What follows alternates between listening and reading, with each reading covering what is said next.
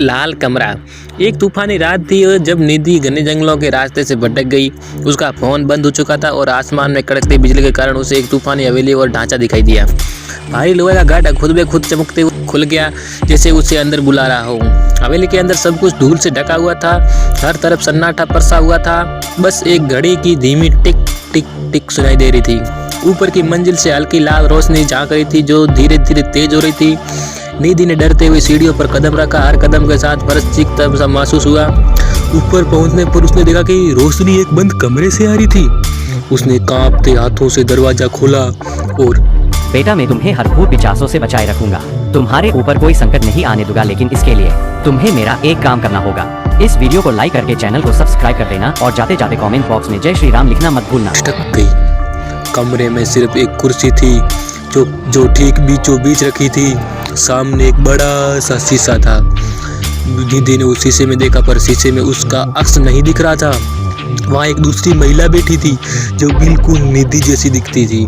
बस उसकी आंखें खाली और ठंडी थी और होठों पे एक भयानक मुस्कान थी। वो औरत बोली, बैठो, लेकिन उसकी आवाज़ उसके होठों से नहीं निकली।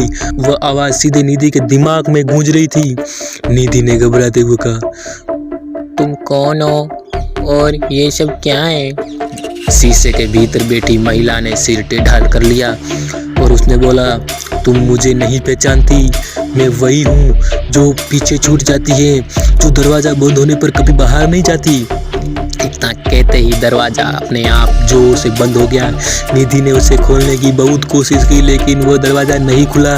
लाल रोशनी धीरे धीरे तेज होती गई और वो धीरे धीरे गर्म होने लगी।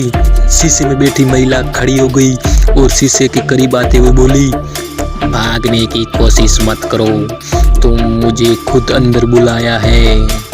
निधि चीख उठी जब शीशे के अंदर से एक ठंडी और सख्त हथेली बाहर निकली और उसे पकड़ के खींचने लगी। उसकी चीखें धीरे धीरे कमरे की दीवारों में गुम हो गई। शीशा खाली हो गया सिवाय उस मुस्कुराते चेहरे के जो निधि का अक्स था, और वो निधि भी उस शीशे के अंदर कैद हो गई।